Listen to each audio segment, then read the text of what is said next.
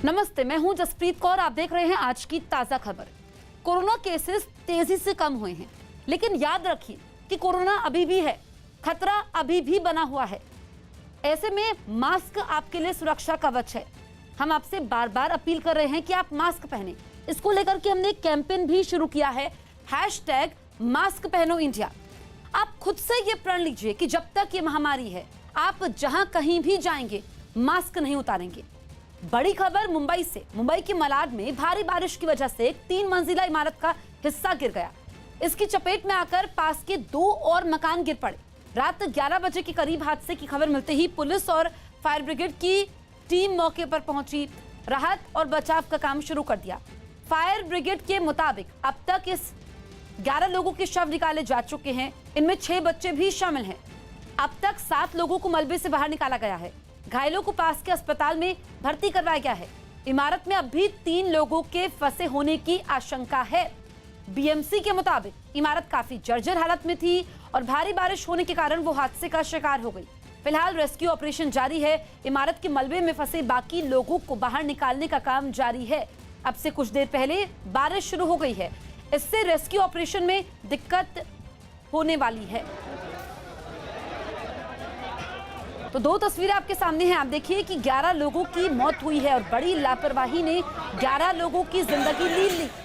Rescue operation अब भी जारी है। दूसरी तस्वीर में आप देखिए, और रात भर ये रेस्क्यू ऑपरेशन चलता रहा क्योंकि अभी भी मलबे में 3 जिंदगियां हैं और इनको बचाने की जद्दोजहद जारी है। लेकिन मुंबई में अब से कुछ देर पहले जो बारिश शुरू हुई है उससे रेस्क्यू ऑपरेशन में दिक्कतें आ रही हैं।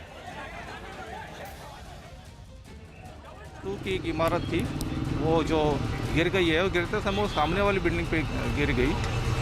उसमें कल रात से 18 लोगों को रेस्क्यू किया गया वहाँ से। उसमें से अभी तो सुबह तक 11 लोगों की मौत हो गई है और 7 लोग उसमें के इंजर्ड हैं।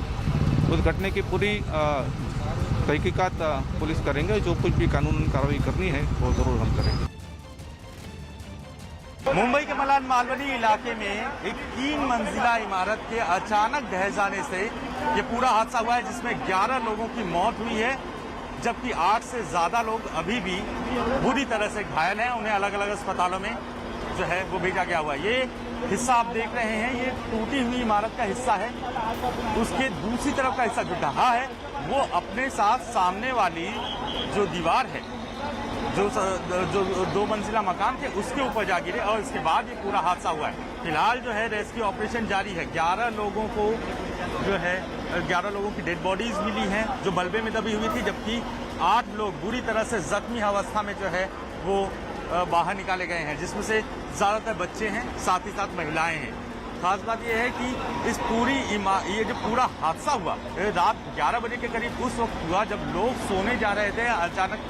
अचानक जो है इमारत का हिस्सा हिलना शुरू हुआ और इसके बाद पूरा का पूरा एक हिस्सा सामने वाले ग्राउंड +2 की जो इमारत थी उसके ऊपर जा गिरा। निश्चित तौर पर हादसे में अभी भी 3 लोगों की आशंकित तौर पर जो लापता हैं उनकी तलाश जारी है। सबसे अहम बात यह है कि लगातार मूसलाधार जो बरसात हो रही थी, उस मूसलाधार बरसात का असर जो है वो साफ तौर पर दिखाई पड़ा। अवैध रूप से तैयार की गई इमारत थी, जिसको लेकर कहीं न कहीं विवाद है। पूरी मालूनी तैयार है भाई साहब, अवैध रूप से पूरी मालूनी में भी घर तैयार है, उसको आप काम आज ही दिखा अवैध रूप। आज सुनो, 10 साल से सुनिए, 10 साल 15 साल से 3-3 4-4 महिला बन रहा है अवैध रूप से। यहाँ कलेक्टर सब पैसा खा के बैठा हुआ है, नहीं तो ये घर में ही बनता था, किसी के पास परमिशन नहीं है। स्थानीय लोग जो है निश्चित तौर पर उनका गुस्सा है कि जब अवैध तरीके से तैयार किया जा रहा था उस दौरान किसी भी तरह से ध्यान नहीं दिया गया और इसी की वजह से ये हादसा हुआ है। फिलहाल इस वक्त रेस्क्यू ऑपरेशन, सर्च और रेस्क्यू ऑपरेशन जारी है।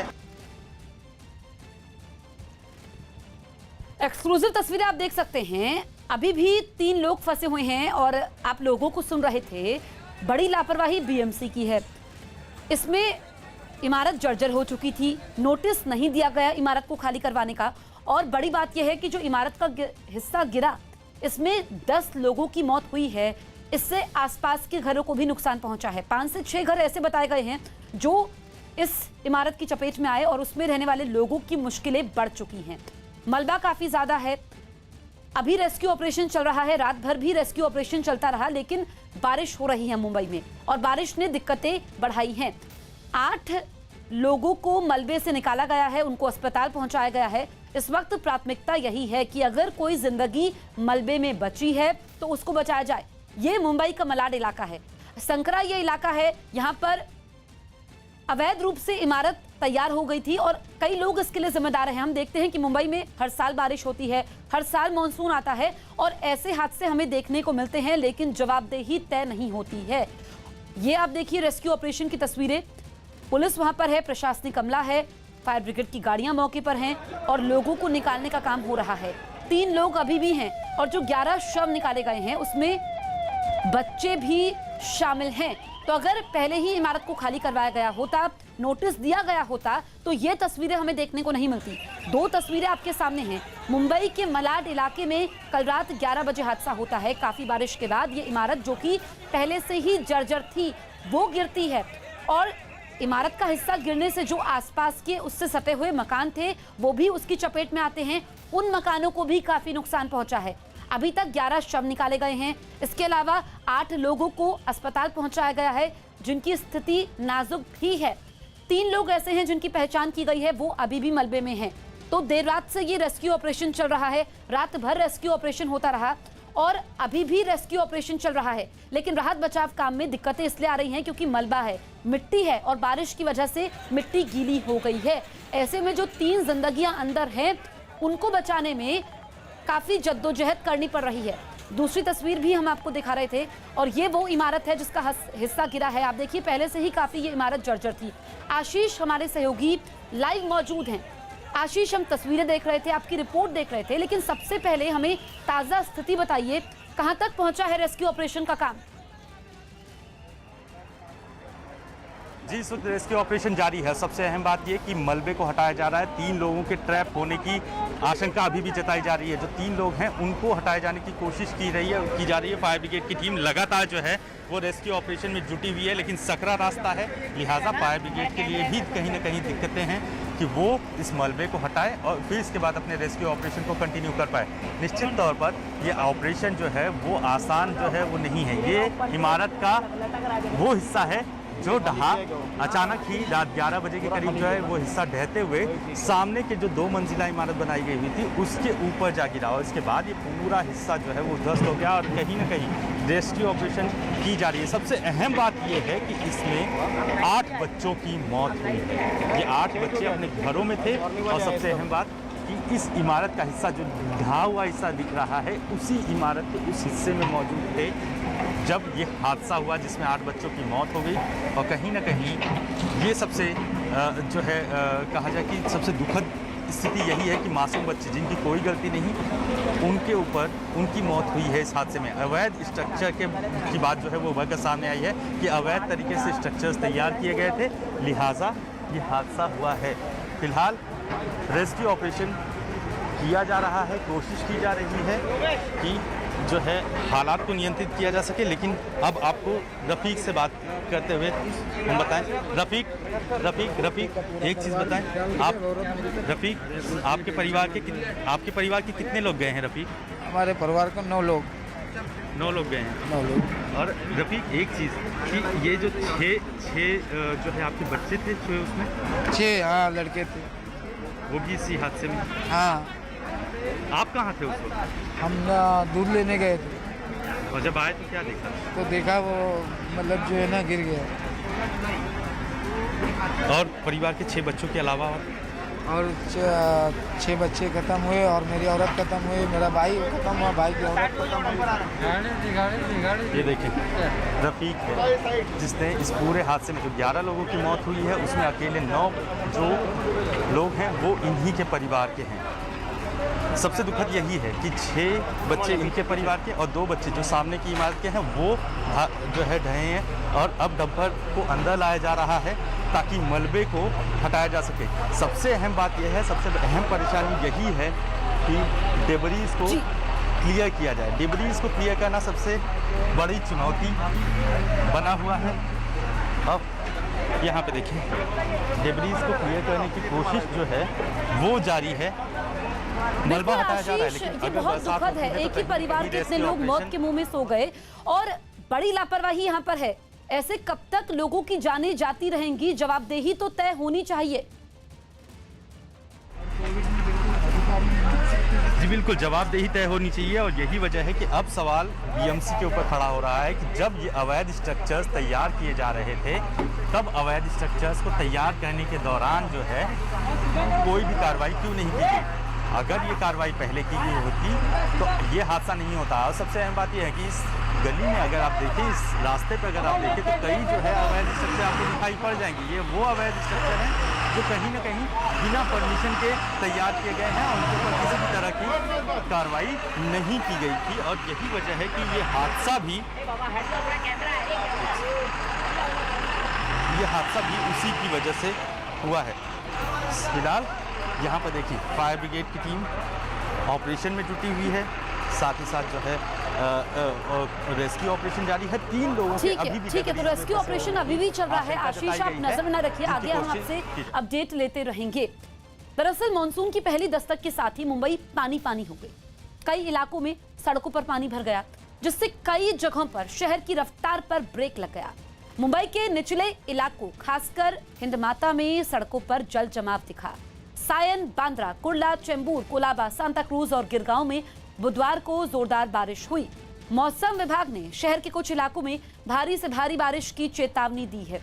मौसम विभाग की ओर से कहा गया है कि अगले 2 दिन मुंबई के लिए और भी मुसीबत से भरे हो सकते हैं। लिहाजा बीएमसी ने लोगों को चेतावनी दी है कि जरूरी न होने पर लोग घरों से बाहर ना निकले, क्योंकि हालात बिगड़ने पर वो फंस सकते हैं। मुंबई समेत ठाणे, रायगढ़ और पालघर जिले को ऑरेंज जोन में रखा गया है। मौसम विभाग की तरफ से तेज बारिश के अलर्ट के बाद ही एनडीआरएफ के जवानों को मुंबई, ठाणे, पालघर, रायगढ़, रत्नागिरी और सिंधुदुर्ग के जिलों में तैनात किया जाएगा।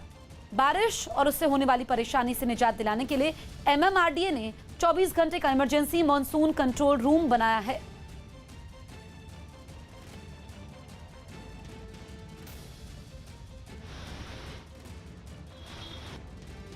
बीस 25 साल मुंबई में पानी भरता है, हाई टाइड होता है, तो भी हर साल हम इसी तरह का अगर रीजन देने वाले होंगे तो मुंबई करों को गुमराह कर रहे हो।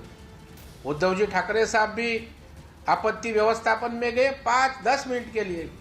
क्या 5-10 मिनट में जायजा लिया? क्या आपत्ति व्यवस्थापन समझ लिया? क्या सूचनाएं दी? क्या रिव्यू किया? मुझे लगता है मुंबई के संवेदना के प्रति यह खिलवाड़ है। आज आप देखिए कि बारिश कैसी हुई है। सुबह से बारिश हो रही है, करीब करीब 100 मिलीमीटर से ज्यादा बारिश हो चुकी है। और रही बात मुंबई की, तो मुंबई की भौगोलिक दृष्टि से ऐसी है कि कुछ इलाके बहुत ही निचले जगह पर हैं। खुद मुख्यमंत्री जी कंट्रोल रूम पहुंचकर सभी कलेक्टर, सभी अधिकारियों को निर्देश दे रहे हैं कि सब लोग सजग रहें, जागरूक रहें। खुद मेयर रास्ते पर जाकर जहां जहां मदद होने की संभावना है वहां मदद कर रही है। खुद म्युनिसिपल के कमिश्नर आईएस चहल जी इस समय पूरा कंट्रोल लिए हुए हैं। तो ऐसी कोई बात नहीं, विरोधियों का काम है विरोध करना। बिहार के मुजफ्फरपुर से हैरान करने वाली तस्वीरें सामने आई। वहां आरजेडी नेता तेज प्रताप यादव के दौरे के दौरान कोरोना नियमों की जमकर धज्जियां उड़ाई गई। तेज प्रताप वहां के एक मेडिकल कॉलेज में कोरोना से निपटने के लिए की गई तैयारियों को देखने पहुंचे थे, लेकिन उनके साथ पहुंचे लोगों ने कोरोना नियमों को ताक पर रख दिया। अस्पताल के अंदर धक्का मुक्की जैसे हालात पैदा हो गए। नियमों को टूटता देख अस्पताल के अधीक्षक बुरी तरह भड़क गए। उन्होंने तेज प्रताप के सामने ही उनके समर्थकों को अस्पताल खाली करने की चेतावनी दे डाली। बिल्कुल ठीक नहीं है। As a superintendent I appeal to you, please go outside the building. This is not tolerable at all. हालांकि उनकी चेतावनी का भी भीड़ पर कोई असर नहीं हुआ। तेज प्रताप के करीब पहुंचने की कोशिश में कार्यकर्ता भी कोरोना को भूल गए। कुछ लोग तो उनके साथ सेल्फी लेने की कोशिश करते दिखे। इस दौरान नारेबाजी भी की गई। यही नहीं, तेज प्रताप जब अधीक्षक के कमरे में घुसे तो उनके समर्थक वहां भी पहुंच गए। बाद में हंगामे के बीच ही तेज प्रताप ने अस्पताल का दौरा किया। इस दौरान उन्होंने नीतीश सरकार पर जमकर निशाना साधा। ऐसे सरकार से जनता क्या उम्मीद कर सकता है? सरकार तो पूरी तरीके से जनता को नेग्लेक्ट कर दिया। डॉक्टरों और मरीजों से मुलाकात करने के बाद तेज प्रताप अपने समर्थकों के साथ लौट गए। यूपी के बाराबंकी में एक महिला की हत्या के बाद गांव वालों ने जमकर हंगामा किया। वहीं जब पुलिस इस हंगामे को शांत करवाने के लिए पहुंची तो लोगों ने पथराव शुरू कर दिया। जिसके बाद पुलिस ने भी सख्ती दिखाई और पत्थरबाजी कर रहे लोगों को वहां से खदेड़ दिया। इस बीच जब कुछ लोगों ने पुलिस की गाड़ी को घेरा तो पुलिस वालों ने उन्हें धक्का देकर वहां से हटाया। इस कार्रवाई में कई लोग जमीन पर गिर गए। खबर है कि प्रधान के चुनाव में रंजिश की वजह से उस महिला की हत्या उस वक्त की गई जब वो अपने पति के साथ घर लौट रही थी। इस हमले में उसका पति गंभीर रूप से घायल हो गया। वहीं जब महिला का शव उसके घर लाया गया तो उसके ससुराल और मायके पक्ष के बीच अंतिम संस्कार के मुद्दे पर विवाद खड़ा हुआ। पुलिस इसी विवाद को सुलझाने पहुंची थी। दक्षिण अमेरिकी देश कोलंबिया में करीब 1.5 महीने से जारी आंदोलन की आंच फुटबॉल के खेल तक पहुंच गई। वहां फीफा वर्ल्ड कप क्वालिफायर के लिए कोलंबिया और अर्जेंटीना के बीच मैच था, लेकिन आग बबूला लोगों ने स्टेडियम पर ही धावा बोल दिया और जमकर कोहराम मचाया, जिससे हालात ऐसे हो गए कि तस्वीरों में दिन दहाड़े दंगे भड़के नजर आए। मैच रुकवाने के लिए प्रदर्शनकारियों ने स्टेडियम के बाहर खूब उत्पात मचाया। उन्होंने पुलिस पर ही पत्थरों की बरसात कर दी, लेकिन पुलिस भी हाथ पर हाथ धरे बैठी नहीं रही। उसने भी सख्ती की और प्रदर्शनकारियों पर आंसू गैस के साथ पानी की बौछार कर दी। पानी की धार तो इतनी तेज थी कि वो पेड़ के पत्तों को चीरते हुए प्रदर्शनकारियों पर पड़ी। पुलिस की ताबड़तोड़ कार्रवाई का असर हुआ और प्रदर्शनकारी दुम दबाकर भाग खड़े हुए। लेकिन प्रदर्शनकारी इतनी आसानी से कहां मानने वाले थे। वो वापस आए और ज्यादा तैयारी के साथ आए। इस बार उन्होंने पत्थर नहीं बल्कि पेट्रोल बम पुलिस पर दे मारे। इसके बाद तो पुलिस के सब्र का बांध टूट गया। पुलिस वालों का झुंड मोटरसाइकिलों पर सवार होकर प्रदर्शनकारियों की तरफ दौड़ पड़ा। हंगामा करने वालों ने जिन पत्थरों से पुलिस को निशाना बनाया, पुलिस ने वही उन पर फेंक कर मारे। असल में प्रदर्शनकारियों का गुस्सा इस बात पर था कि कोलंबिया में सरकार के खिलाफ 1.5 महीने से संग्राम छिड़ा है, लेकिन आयोजकों ने इस बात को कोई तवज्जो ही नहीं दी। इतने हंगामे के बावजूद वहां मैच कराया गया मानो हालात सामान्य हो। हालांकि विरोध प्रदर्शन का फुटबॉल मैच पर कोई असर नहीं पड़ा। मैच हुआ और 2-2 से ड्रॉ हो गया। यूपी के भदोही से चौंकाने वाला एक वीडियो सामने आया। वहां एक नकली सिपाही को पकड़कर लोगों ने उसकी जमकर पिटाई कर दी। आरोप है कि वो पुलिस की वर्दी का रौब दिखाकर इलाके के कारोबारियों से पैसे वसूल रहा था। लेकिन जैसे ही इस बात का पता चला कि वो असली सिपाही नहीं है, तो लोगों ने उसे घेर लिया और फिर सब मिलकर उस पर टूट पड़े। किसी ने मुक्के बरसाए तो किसी ने उस पर थप्पड़ों की बारिश की। लोगों के गुस्से को देखते हुए वो चुपचाप उनकी मार खाता रहा। इसके बाद उसे उसकी मोटरसाइकिल से भी उतार दिया गया। इस बीच वहां मौजूद कुछ लोगों ने मारपीट के बजाय उसे पुलिस के हवाले करने की सलाह दी। बाद में पुलिस ने उस नकली सिपाही को हिरासत में ले लिया। राजस्थान की जोधपुर पुलिस लाइन से में डीसीपी धर्मेंद्र सिंह यादव के विदाई समारोह में खुद पुलिस वाले ही कोरोना नियमों का पालन करना भूल गए। धर्मेंद्र सिंह यादव को एसपी बनाकर उनका तबादला सिरोही जिले में किया गया, जिसके लिए उन्हें जोधपुर पुलिस लाइंस में ग्रैंड विदाई दी गई। पूरे गाजे बाजे के साथ पुलिस वालों ने अपने अधिकारी को वहां से विदा किया।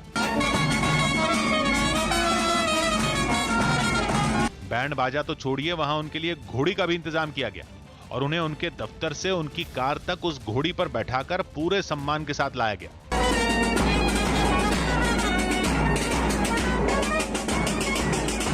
यही नहीं, डीसीपी की गाड़ी को भी फूलों से सजाया गया और उसमें बैठाकर उन्हें पुलिस लाइंस के गेट तक छोड़ा गया।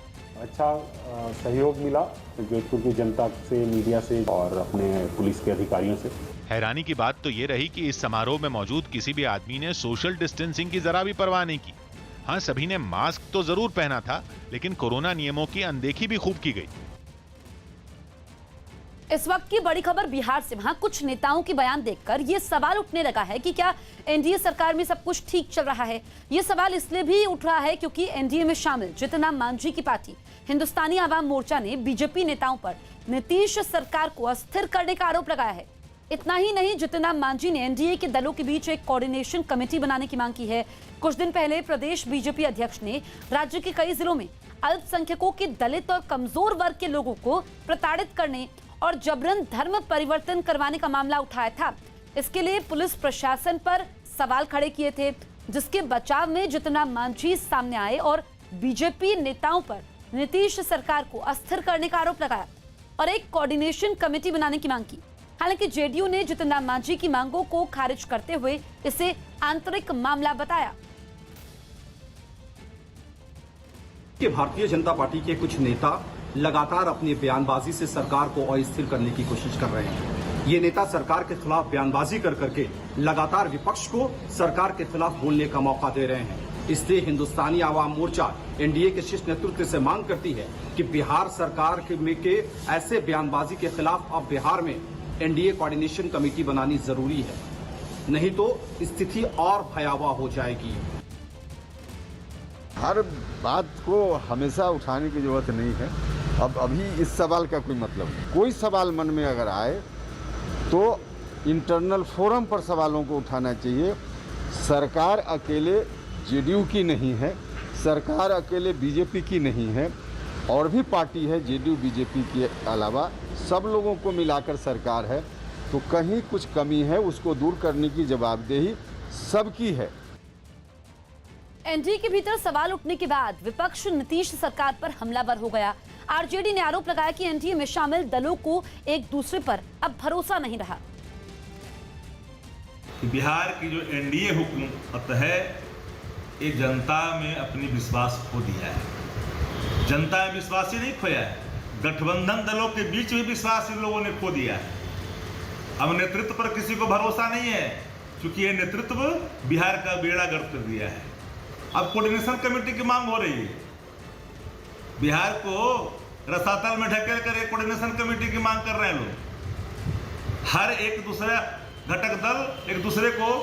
गुजरात के वडोदरा से हैरान करने वाली कुछ तस्वीरें सामने आई। वहां कोरोना नियमों को तोड़कर एक मंदिर में प्रसाद के लिए लोगों की भीड़ लग गई। इस मामले में पुलिस ने 25 लोगों को गिरफ्तार कर लिया, क्योंकि आरोप है कि इन लोगों ने कोरोना निर्देशों को नहीं माना। अच्छी खासी तादाद में गांव वाले मंदिर में प्रसाद के लिए जुट गए। भीड़ को देखकर ऐसा लगा जैसे वहां कोई मेला लगा हो। मंदिर परिसर में लगाए गए पंडाल में तो पांव रखने तक की जगह नहीं बची। पुजारी को चारों तरफ से घेरकर प्रसाद लेने के लिए लोग एक दूसरे पर टूट पड़े। आरती की थाली की तरफ भी जाने में श्रद्धालुओं में होड़ सी मची रही। आस्था का जोश लोगों पर इस कदर हावी हो गया कि वो एक दूसरे से जरूरी दूरी बनाना भी भूल गए। पूजा में पहुंचे ज्यादातर लोगों ने तो चेहरे पर मास्क लगाना भी मुनासिब नहीं समझा। इन्हें देखकर ऐसा लगा ही नहीं कि कोरोना महामारी कैसे गुजरात में तांडव मचा चुकी है। बिहार में हाजीपुर के एक सरकारी अस्पताल में बारिश का पानी घुस गया, जिससे वहां भर्ती मरीजों की परेशानी बढ़ गई। अस्पताल के स्टाफ ने बताया कि ज्यादा पानी बरसने पर ऐसे हालात हर बार बन जाते हैं, क्योंकि वहां पानी के निकास की कोई समस्या है, जो कि उन मरीजों के लिए मुसीबत खड़ी कर देती है जो उस वक्त वहां भर्ती होते हैं। ऐसा ही कुछ इस बार भी हुआ जब वहां बारिश हुई। पानी से घिरे इस अस्पताल को देखकर ऐसा लगा मानो वो किसी नदी के बीचों बीच बना हो। अस्पताल के अंदर के हालात तो और भी खराब दिखे। वहां का कोई हिस्सा ऐसा नहीं दिखा जहां पानी न भरा हो।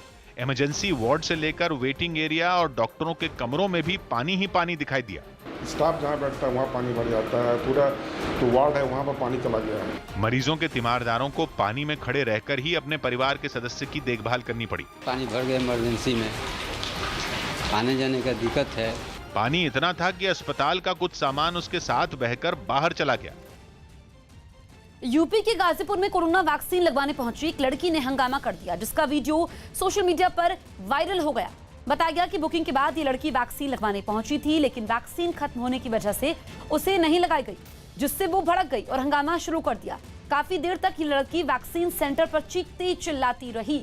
वहां मौजूद लोगों ने उसे समझाने की कोशिश की, लेकिन वो नहीं मानी। हंगामे की खबर मिलते ही पुलिस भी वहां पहुंच गई, लेकिन इस लड़की का गुस्सा शांत नहीं हुआ। बाद में वो पुलिस वालों से ही उलझ पड़ी, जिसके बाद पुलिस उसे अपने साथ थाने ले गई।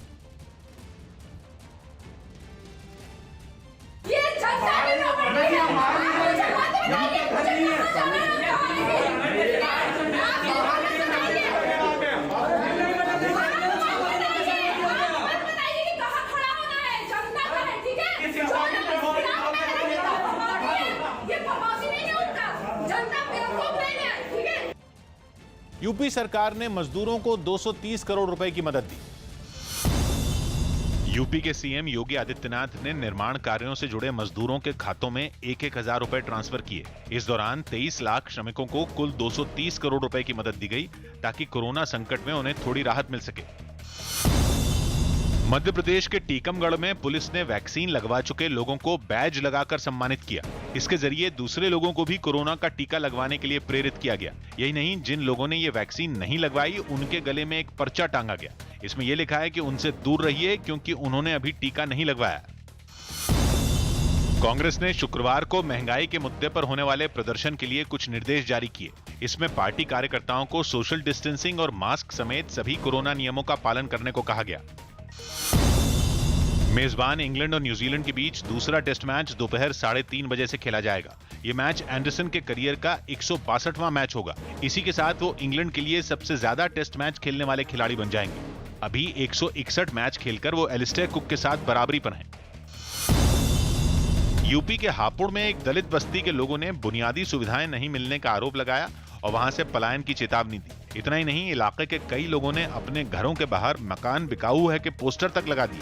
उनका आरोप है कि प्रशासन की अनदेखी की वजह से उन्हें यह कदम उठाने पर मजबूर होना पड़ा। ये 80-90 मकान हैं जो अपने अपने बेच के जाने को तैयार है, नगर पालिका की अनदेखी के कारण। मामला सामने आने के बाद राज्य सरकार ने इन लोगों को भरोसा दिया कि जल्द उनकी सभी शिकायतें दूर कर दी जाएंगी। डीएम से और संबंधित जो डेवलपमेंट के अधिकारी हैं, सीडीओ महोदय से, स्थानीय विधायक से बात करेंगे और उनसे कहेंगे तत्काल उनकी मूलभूत सुविधाओं को उपलब्ध कराइए। बिहार के गोपालगंज से चौंकाने वाला वीडियो सामने आया।